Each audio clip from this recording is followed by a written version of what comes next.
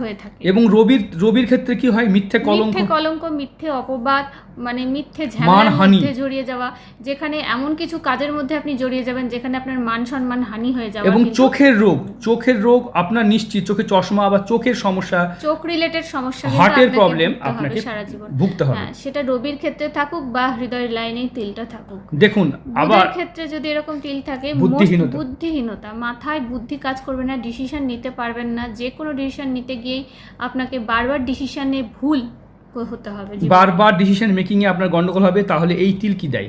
তারপরে আমরা যদি দেখি মঙ্গলের ক্ষেত্রে মঙ্গলের তিলে শত্রুর প্রবণতাটাকে বাড়িয়ে তোলে এবং আইনি জটিলতা ঝামেলার মধ্যে জড়িয়ে পড়বেন।